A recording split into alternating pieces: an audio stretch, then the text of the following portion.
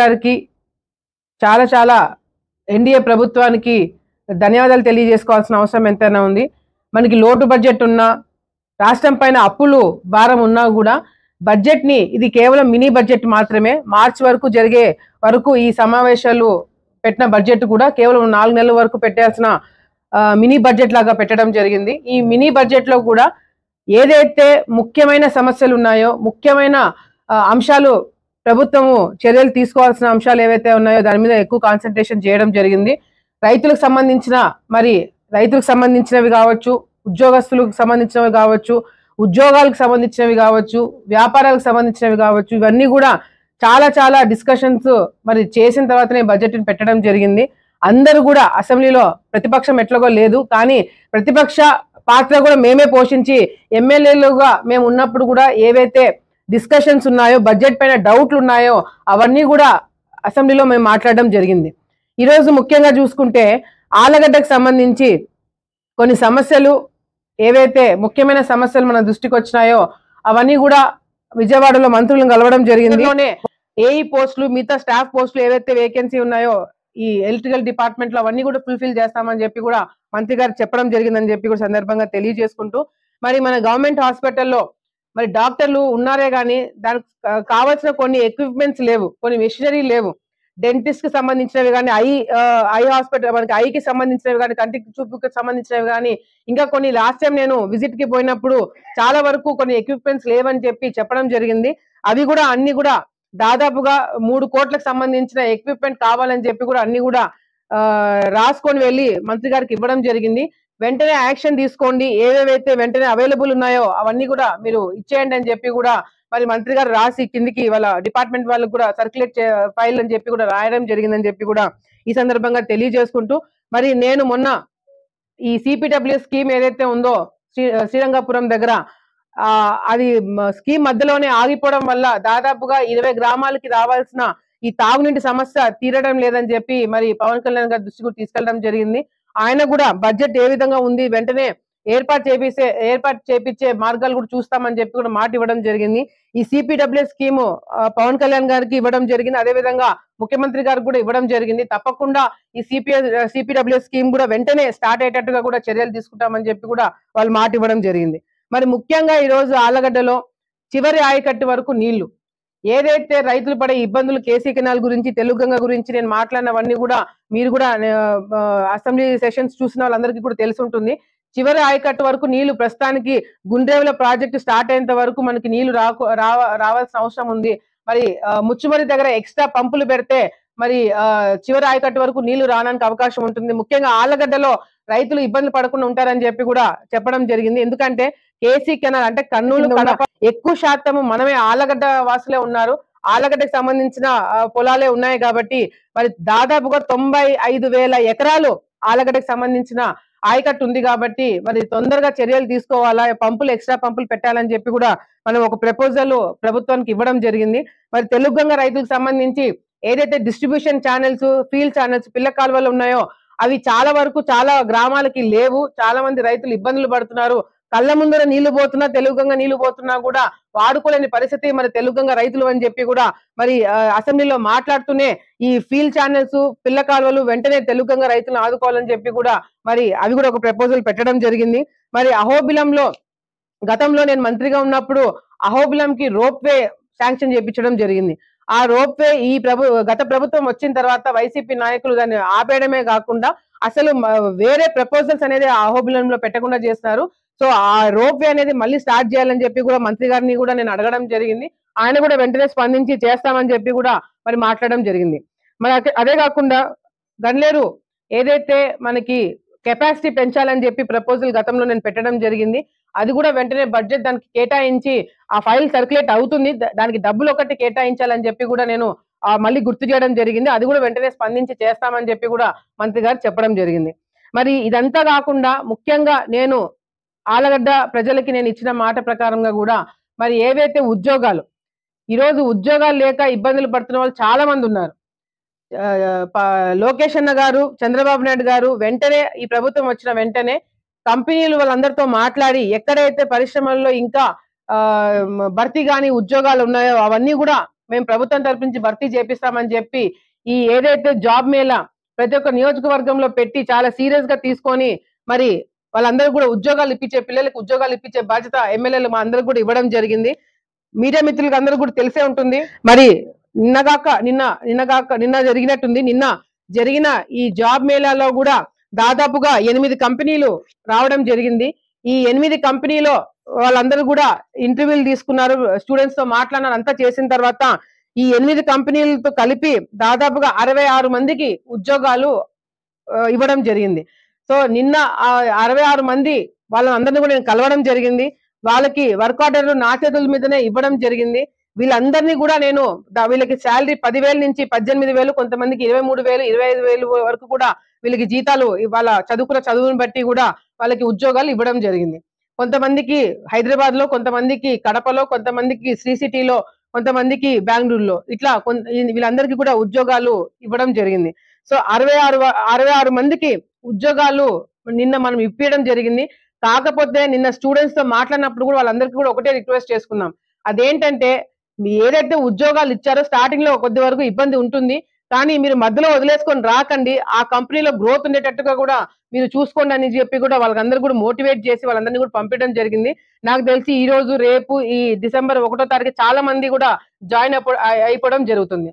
So నేను నా బాధ్యతలు ఏ విధంగా నెరవేరుస్తున్నాను, ఏదైతే ఆలగడ్డ ప్రజలకు నేను ఇచ్చిన మాట ప్రకారంగా కూడా ఏ విధంగా అయితే అన్ని కూడా నేను మంత్రులతో మాట్లాడుకుని ప్రభుత్వంతో మాట్లాడి అన్ని విధాలుగా నేను చేయాల్సినవన్నీ కూడా చేస్తున్నాను. ఎందుకంటే ఈ రోజు మనకి ఆలగడ్డలో పరిస్థితి అందరం కూడా తెలిసిందే. గత 5 సంవత్సరాల్లో ఎవడు కూడా పట్టించుకోకపోవడం వల్ల, అసలు సబ్జెక్ట్ తెలియకపోవడం వల్ల ప్రభుత్వం అనేది కూడా ఎక్కడ కూడా ఒక పని కూడా చేయలేదు. ఈ రోజు తెలుగుదేశం పార్టీ ప్రభుత్వంలోకి వచ్చిన తర్వాత మరి చంద్రబాబు నాయుడు గారు గుంతలు పడిన రోడ్లకు ఏ విధంగా డబ్బులు ఇస్తున్నాడు, కొత్త రోడ్లు వేసుకోవడానికి ఏ విధంగా డబ్బులు ఇస్తున్నాడు, అదే విధంగా దీపం 2 పథకం కింద గ్యాస్ సిలిండర్లు చెప్పిన మాట ప్రకారం ఏ విధంగా ఇస్తున్నాడు, ల్యాండ్ టైటిలింగ్ యాక్ట్ ఏ విధంగా క్యాన్సిల్ చేసినారు, ఏదైతే చెత్త మీద వేసే ట్యాక్స్ కూడా అది కూడా క్యాన్సిల్ చేసినారు. ఇట్లా ఎన్నో చెప్పినవే కాకుండా చెప్పనివి కూడా చాలా చేసుకుంటూ వస్తున్నారు. ఈ రోజు ఇంత బ్రహ్మాండంగా బడ్జెట్ పెట్టి ప్రజలను ఆదుకునేదానికి ప్రభుత్వం ముందుకు వస్తుంటే దీని మీద కూడా ఏ విధంగా బురద జల్లాలా, తెలుగుదేశం పార్టీ వాళ్ళని ఏ విధంగా మరి చర్చలోకి తీసుకురావాలా, వాళ్ళకి ప్రశాంతంగా లేకుండా ఎట్లా చేయాలనేది కూడా ఈ రోజు వైసీపీ నాయకులు, ప్రతిపక్ష హోదా కూడా లేని వైసీపీ నాయకులు ఈ రోజు మాట్లాడుతున్నారు. ఈ రోజు అసెంబ్లీలో ఇంత పెద్ద చర్చ జరుగుతుంది, బడ్జెట్ సమావేశాలు జరుగుతున్నాయి, ప్రతిపక్షం వాళ్ళు మాట్లాడడానికి ఒక మంచి అవకాశం, సలహాలు ఇవ్వడానికి ఒక మంచి అవకాశం. ఏదైతే ప్రభుత్వం ఏదైనా తప్పులు చేసింటే కానీ ఈ రోజు వైసీపీ నాయకులు కేవలం మొండిగా మాకు ప్రతిపక్ష హోదా ఇస్తేనే వస్తాము అని చెప్పి మొండిగా కూర్చోవడం అనేది చాలా చాలా చాలా విడ్డూరంగా ఉంది. ఈ రోజు చంద్రబాబు నాయుడు గారు వైసీపీ వాళ్ళు అసెంబ్లీలో లేరు కాబట్టి ఇష్టం వచ్చినట్టు బిల్లులు పాస్ చేసుకోండి, ఇష్టం వచ్చినట్టు మీరు చేసుకోండి అని ఎక్కడ కూడా మాకు వదిలేదు. ఈ ప్రభుత్వము డిస్కషన్స్ కి ఓపెన్ గా ఉన్నారని చెప్పి ప్రతిపక్ష పాత్ర కూడా మేమే ప్లే చేస్తున్నాం. ఏదైతే బిల్లులో, ఏదైతే బడ్జెట్ లో మంత్రులు పెట్టిన బిల్స్ లో కానీ లేకపోతే బడ్జెట్ లో కానీ డిమాండ్స్ లో కానీ మాట్లాడడానికి అవకాశం ఇవ్వడమే కాకుండా దాంట్లో ఏదైనా సలహాలు కూడా ఇవ్వండి అని చెప్పి కూడా ఈ రోజు ప్రతి ఒక్క ఎమ్మెల్యేకి ఒక బాధ్యత ఇవ్వడం జరిగింది. దాదాపుగా ఎప్పుడు లేని విధంగా దాదాపుగా 120 మంది ఎమ్మెల్యేలు మొన్న జరిగిన సమావేశాల్లో మాట్లాడడం జరిగింది. వాళ్ళ కాన్స్టిట్యున్సీకి సంబంధించిన సమస్యలు చెప్పుకున్నారు, రాష్ట్రంలో జరుగుతున్నవి కొన్ని సమస్యలు చెప్పుకున్నారు. అందరు చాలా మంది కొత్త వాళ్ళు ఉన్నారు కాబట్టి వాళ్ళందరికీ కూడా మాట్లాడడానికి అవకాశం ఇవ్వడం జరిగింది. ఈ రోజు అంతేకాకుండా ముఖ్యంగా ఈ రోజు మనం అందరం కూడా చంద్రబాబు నాయుడు గారు చేసే ప్రతి ఒక్క కార్యక్రమము ప్రజలకి సంబంధించింది, ప్రజా సమస్యలు తీర్చడానికి అని చెప్పి మనం ఒకసారి గుర్తు పెట్టుకోవాలా. ఈ రోజు రాష్ట్రంలో ఎంతో మంది ఇబ్బందులు పడినారు, ఎంతో మంది కష్టపడినారు, మీడియా మిత్రులతో సహా అందరు రోడ్డు మీదకి తీసుకొచ్చి పడేస్తున్నారు. కానీ మళ్ళీ ప్రభుత్వాన్ని ముందుకు తీసుకెళ్లే దిశలో విజన్ ని పెట్టి మనము ఏ విధంగా ముందుకెళ్లాలా, ఎక్కడ కూడా లా అండ్ ఆర్డర్ ప్రాబ్లం ఉండకూడదని మళ్ళీ మాకు చెప్పడం జరిగింది. ఈరోజు రాష్ట్రంలో జరుగుతున్న అరాచకాలు, అన్యాయాల గురించి ఈరోజు మనం ఎట్లా జాగ్రత్తలు తీసుకోవాలా, మన కార్యకర్తలను ఏ విధంగా కంట్రోల్లో పెట్టుకోవాలనేది కూడా చంద్రబాబు నాయుడు చెప్పాల్సిన అవసరం లేదు.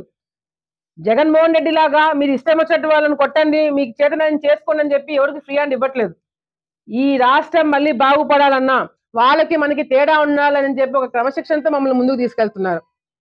ఈరోజు దేనికి పనికిరాని వాళ్ళు కూడా ఈరోజు అసెంబ్లీలో ఎట్లా మాట్లాడాలా, దేని గురించి మాట్లాడాలా, నాకు సలహాలు ఇచ్చే స్థాయిలో మాట్లాడుతున్నారు. ఈరోజు చాలా మంది అనుకోవచ్చు లా అండ్ ఆర్డర్ గురించి, చాలా మంది కాదు, పని పాట లేని వెధవలు తప్ప ఎవడు దీని గురించి మాట్లాడుతున్నాను. పోలీస్ డిపార్ట్మెంట్ కి నేను ఎందుకు సలహాలు ఇస్తున్నానని చెప్పి కొంతమంది మాట్లాడుతున్నారు. బుద్ధి జ్ఞానం ఉన్నవాడు ఎవడన్నా అర్థమవుతుంది. చాగల్మరిలో ఒక 5 సంవత్సరాలు ఒక చిన్న పాప పైన దాడి జరిగింది.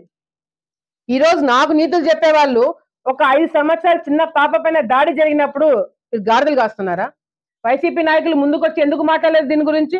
నేను విజయవాడలో అసెంబ్లీ సమావేశాలు జరుగుతున్నాయి, నేను అక్కడ కూర్చొని ఇక్కడ ఏ విధంగా ఎవరు అమ్మాయి ఆ చిన్న పాప పైన అగత్యం చేస్తున్నారు అని చెప్పి నేను ఎంక్వైరీ చేసుకొని నేను మాట్లాడి నేను వాళ్ళని కేసులు పెట్టించి మేము చేస్తుంటే వైసీపీ నాయకులు గాడిదలు కాస్తున్నారా? ఈరోజు దేని గురించి మాట్లాడాలో నాకు నీతులు చెప్తున్నారు, నువ్వు ఈడ కూర్చొని గాడిదలు కాస్తుంటేవా? ఎందుకు దీని గురించి నేను మాట్లాడాల్సి వచ్చింది లా అండ్ ఆర్డర్ గురించి అంటే, ఎందుకు నేను సలహాలు ఇవ్వాల్సి వచ్చింది అంటే, ఫారెన్సిక్ రిపోర్ట్స్, అదే విధంగా సరైన వెహికల్స్, సరైన ఎక్విప్మెంట్స్ సరిగ్గా లేకపోవడం వల్ల ఎంతో మంది అమాయకుల మీద కేసులు పెట్టి లోపల పడేస్తున్నారు. అటువంటి చిన్న పిల్లల మీద మళ్ళీ దాడులు జరగకుండా ఉండాలంటే సిస్టమ్ కరెక్ట్ గా ఉండాలని చెప్పి అసెంబ్లీలో మాట్లాడినా నేను. రాష్ట్రంలో రాష్ట్ర సమస్యల గురించి ఎందుకు మాట్లాడుతున్నాను? రాష్ట్రంలో ఆలగడ్డ లేదా? అసెంబ్లీ అంటే అదేమన్నా మండల మీటింగ్ అనుకున్నారా ఓన్లీ ఆలగడ్డ గురించి మాట్లాడడానికి? అది ఒక రాష్ట్రానికి సంబంధించిన అసెంబ్లీ అన్నప్పుడు రాష్ట్ర సమస్యల గురించి మాట్లాడతారు, రాష్ట్రంలో జరుగుతున్న అన్యాయాల గురించి మాట్లాడతారు. దాంట్లో ఒక పార్ట్ ఆలగడ్డ. ఇదేమన్నా మండల్ మీటింగ్స్ అసెంబ్లీలో నేను ఓన్లీ ఆలగడ్డ గురించి మాట్లాడడానికి? ఆలగడ్డ సంబంధించిన సమస్యల గురించి నేను అసెంబ్లీలో మాట్లాడినాను. రాష్ట్ర సమస్యల గురించి మాట్లాడుతూనే ఆలగడ్డలో జరుగుతున్న అన్యాయాల గురించి మాట్లాడినాను, ఆలగడ్డలో జరుగుతున్న పనులు ఆగిపోయిన విషయాలను మాట్లాడినాను, ఆలగడ్డలో సమస్యలు, రైతుల సమస్యల గురించి మాట్లాడినాను. అసలు బడ్జెట్ సమావేశాలు చూసేంత ఓపికనే ఉందా లేదా? రైతుల గురించి నేను మాట్లాడలేదా? తెలుగుగంగ కేసీ కెనాల్ రైతుల గురించి ఎవడు మాట్లాడింది? గుండెల ప్రాజెక్ట్ గురించి మాట్లాడింది ఎవరు అసెంబ్లీలో? దాని గురించి ఎవడు మాట్లాడరు. పలానా వ్యక్తి ఎమ్మెల్యే భూమా అఖిలప్రియ గురించి మాట్లాడితే వాళ్ళని హీరో చేస్తున్నారు మీరు. ఎమ్మెల్యే దీని గురించి మాట్లాడింది ఎవరైనా చెప్పగలిగినారా? ఈరోజు నేను చెప్తున్నాను, ఎవరైనా నా పేరు చెప్పుకొని ఎవరు అన్యాయాలు చేస్తున్నారని చెప్తున్నారు. ఈసారి నుంచి ఎవరైనా ప్రెస్ మీట్ పెట్టి ఆలగడ్డలో అన్యాయాలు జరుగుతున్నాయి, ఆలగడ్డలో అరాచకాలు జరుగుతున్నాయి, ఆలగడ్డలో అవినీతి జరుగుతుందని ఎవరైనా మాట్లాడితే ఆధారాలతో మాట్లాడాలి. ఆధారాలు లేకుండా మాట్లాడి రెచ్చగొడితే మాత్రము నేను పోలీస్ డిపార్ట్మెంట్ కూడా ఒకటే చెప్తున్నాను, ఆధారాలు చూపించమని చెప్పండి, ప్రెస్ మీట్లు పెట్టమని చెప్పండి. ఆధారాలు లేకుండా గతంలో మేము ప్రతిపక్షంలో ఉంటుంది, ఆధారాలు చూపించినాం, సర్వే నెంబర్లు చూపించినాం, పేర్లు బయటికి చెప్పలేదా? మేము పేర్లు బయటికి చెప్పలేదా? నేను ఆధారాలు సర్వే నెంబర్లు పెట్టలేదా? నేను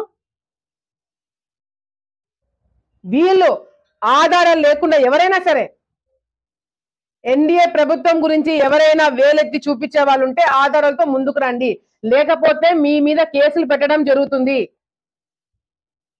ఫ్రీడమ్ టు స్పీచ్ ఉంది మీకు, మీరు ఏమన్నా మాట్లాడితే చూస్తూ కూర్చోడానికి మేము ఇక్కడ పిచ్చోళ్ళం కాదు. ప్రజలను తప్పుదావ పట్టించిన, ప్రభుత్వం పైన తప్పుడు మాటలు మాట్లాడినా చర్యలు తీసుకోవడానికి లీగల్ గా యాక్షన్ తీసుకోవడం జరుగుతుంది. లేదు మేము ఎమ్మెల్యేలకు మేము ఉన్న వాళ్ళు తప్పు చేసినాం అనుకో, చూపించండి, మీకు రైట్ ఉంది, మీకు ఫ్రీడమ్ ఉంది.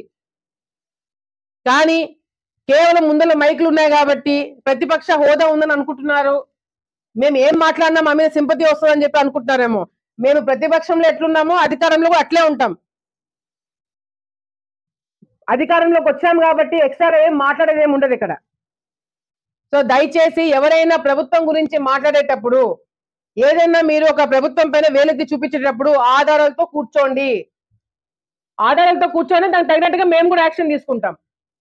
మేము కూడా ఏదైనా మా తరపు నుంచి ఏదైనా ప్రభుత్వం తరపు నుంచి మిస్టేక్స్ జరిగితే మేము కూడా రెక్టిఫై చేస్తాం. కానీ